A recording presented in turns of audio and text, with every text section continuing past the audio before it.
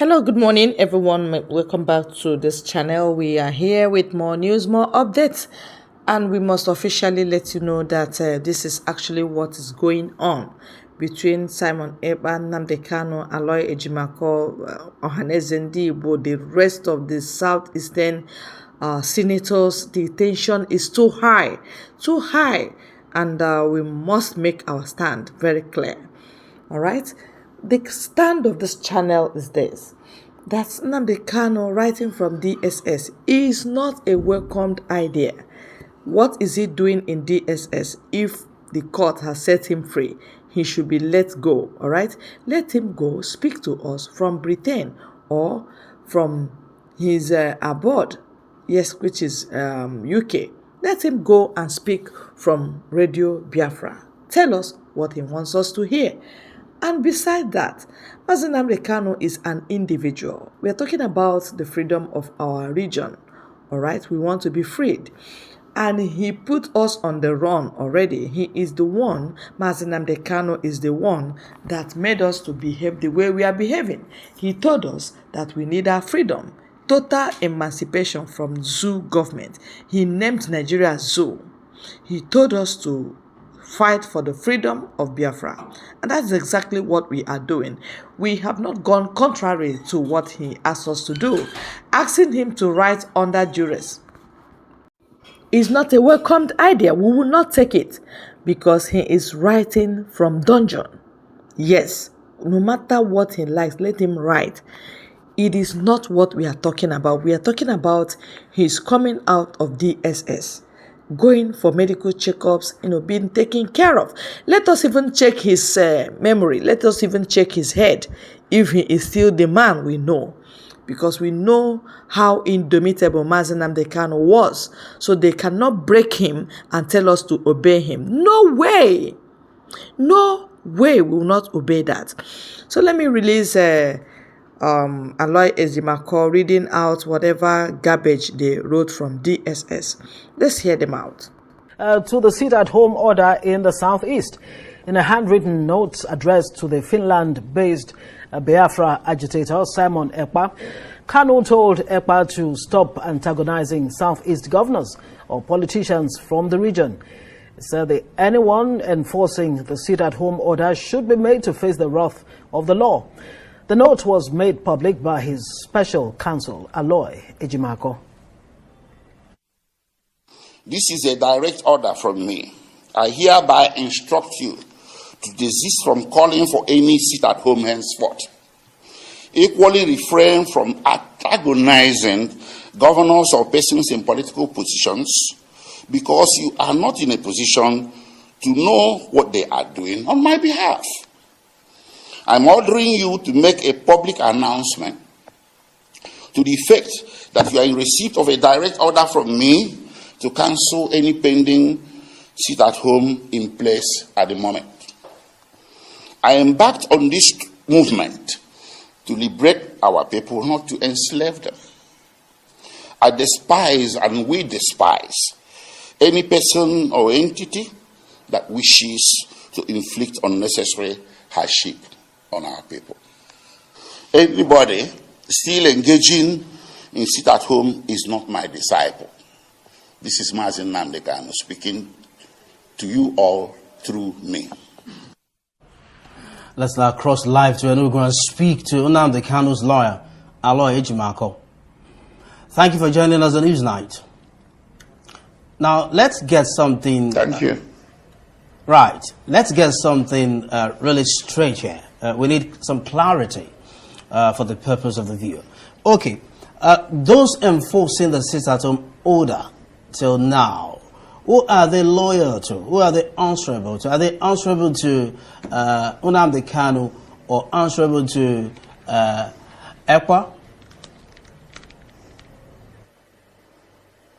Well, I'll speak on what I know as of counsel. That might be limited knowledge. That might be all you need to know, and our viewers tonight.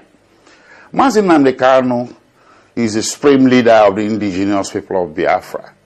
There are no two supreme leaders, and at this moment, there is no deputy leader. They have other leaders lower down the hierarchy of supreme leader and deputy leader. So standing on that, anybody that acts in the name of IPOB, whether the person acted for good or bad or for the ugly, is often attributed to the head of the organization, and the fish rots from the head. So Nnamdi Kanu is very concerned about this. He never meant for things to go this awry, to go out of control. So your question is quite relevant. So he is trying to separate the apples from the oranges here. So that not when somebody goes out there and say, I'm a disciple of Mazi Nnamdi Kanu, and he levies violence on the general public in the name of sit at home, Nnamdi Kanu gets to take the bad name simply because he's the head of the organization. It's not fair on him. So having considered all this, he needed to provide the clarity you talked about, to separate the apples from the oranges, and the best way he thought he could do that is to end it once and for all, to start from the very beginning and end the process that is causing the issues. And that process or that event or act that is causing all these issues is still at home. I met with him on 24th, and he spoke to me along these lines, that he's now left with no option than to take this drastic step. The question is, yes, indeed. The question is how drastic really is this letter to Simon Ekpa? Is there any chance at all that Nnamdi Kanu may have been put under some kind of pressure, to write this letter, just to secure his own freedom? And from all indication, it looks like Simon Ekpa is a genie out of the bottle. What are the guarantees that this letter will actually rein Simon Ekpa in and his followers? Well, Nnamdi Kanu was renditioned over 2 years ago. So if he would have succumbed to any kind of pressure from any quarters, from the government or whatnot, this should have happened over 2 years ago. Why now? He's not the kind of a man that succumbs to pressure. If he does, perhaps he should have dropped the allegation by the agitation by now, considering the travails and the predicament that he has undergone. So there was no pressure of any sort. I was sitting with him. Unless you are suggesting that I pressured him, which I didn't. The topic of our discussion when I met with him on 24th July wasn't this. So it sprang on me as a surprise. I went in there to brief him on legalities, on the status of certain cases that we have around eastern Nigeria and in the federal capital. So he sprung this at me. So he must have ruminated over it, thought about it before I came into the room to meet with him. So that's number one. Number two is you asked about whether Simon Ekpa will comply. Well, if you read my press release, this announcement should have been made on Simon Ekpa's platforms, media platforms. That was the order. That if you don't make it on your platform, I have authorized Barr Aloy Ejimakor to do it as a public announcement. So the order is directed to Simon Ekpa for the limited purpose of announcing on his platform. But the announcement I have made is addressed to the whole world. It's addressed to the whole world in general, and particularly to people of Southeast and South of Nigeria, and followers of IPOB that are legion. So the question should have been whether these followers of IPOB will comply and obey the instruction or order or directions of their extreme leader. So we shall see that as the days unfold from tomorrow. Okay, we're coming there. If they don't, what happens then? I mean, if Simon Ekpa's followers don't do the bidding of Nnamdi Kanu, at least based on what he said in the letter giving that directive, what happens then? Well, the question you put now, calling referring to Simon Ekpa's followers suggests that Simon Ekpa has different followers from Mazi Nnamdi Kanu. No, that's a fallacy. Simon Ekpa's followers are Nnamdi Kanu's followers. So anybody following Mazi Simon Ekpa is following him because he believes that Ekpa is following Mazi Nnamdi Kanu. Ekpa calls himself as a disciple of Mazi Nnamdi Kanu, and the memo containing the order, in that very memo, Mazi Nnamdi Kanu also used the word disciple. So there is no different followers of Mazi Simon Ekpa, different from those following Mazi Nnamdi Kanu. So that leaves us at where I was in my previous statement, that this order is directed not to Simon Ekpa. He had a limited role to publish it. He didn't do it. So the responsibility fell on me as of counsel to do so. But the order is beyond him and directed to the general public generally, and of course specifically to members of IPOB that are in the millions.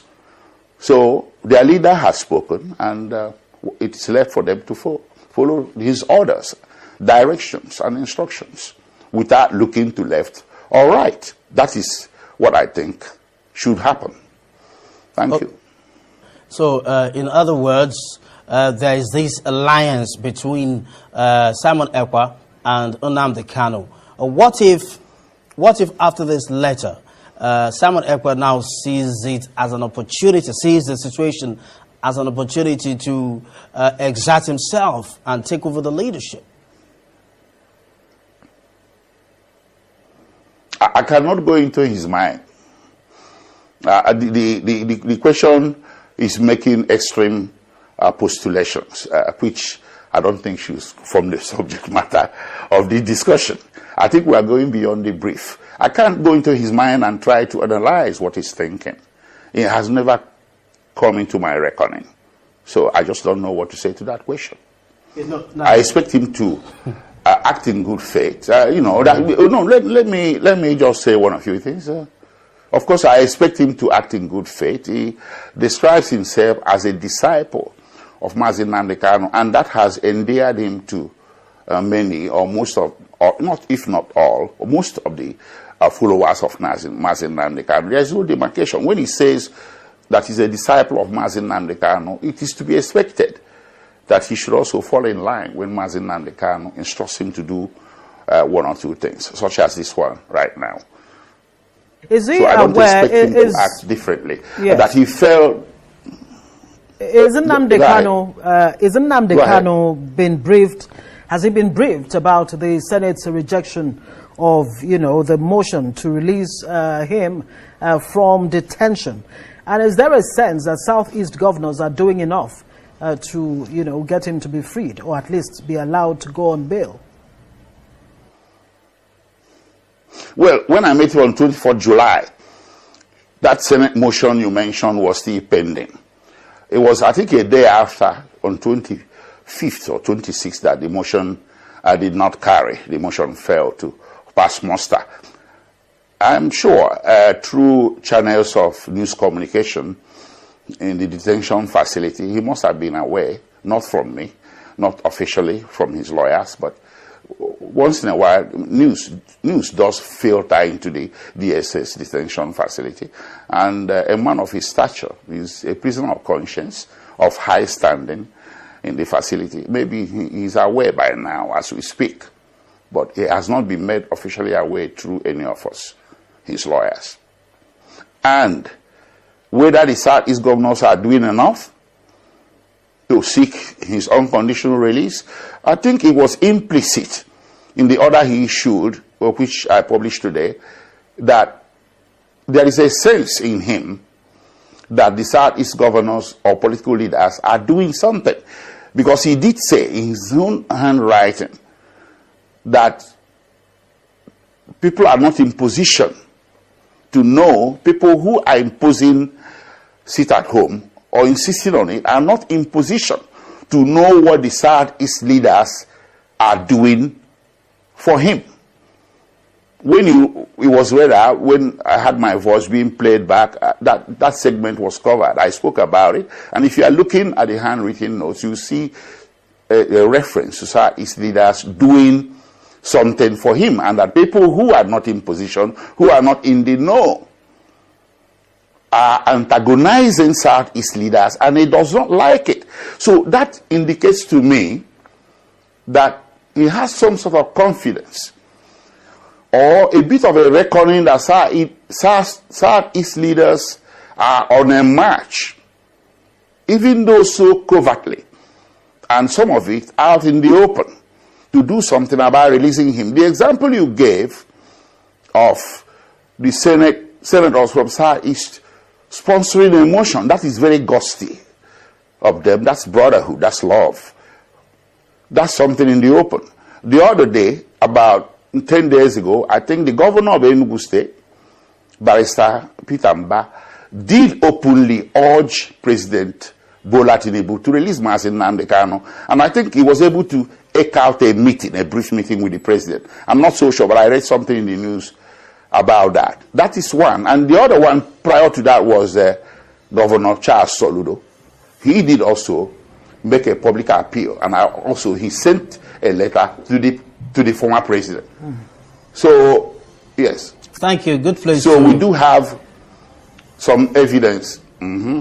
Yeah. Some evidence in the public domain. All right. That's how he did it. Let's see how the people, the followers of Nnamdi Kanu, obey the instructions in this letter. Thank you, Aloy Ejimakor, for. Well, we are very sorry to disappoint all of you. We are disappointing you because you have disappointed yourself. Why is it that Nnamdi Kanu will not be released? Shore has been released. Sunday Igboho has been released. Even criminal Emefiele has been released. All of them. So what is going on? They must release Nnamdi Kanu. Writing under duress with gun pointing on his head, we will not take that. We will not take that. And I love Simon Ekpa so much. His stand is very clear. Biafra must come. We have even passed the Rubicon. We've crossed the Rubicon like Mazi Nnamdi Kanu. No retreat, no surrender. We will not back down because total emancipation of Biafra is what we look out to. All right? Biafra must be free, and it's this year. They should free us to go. If we are constituting nuisance, free us to go. If you are disturbing your economy, free us to go. All right? If we are insulting you, free us to go. Just do the needful. Conduct referendum. Don't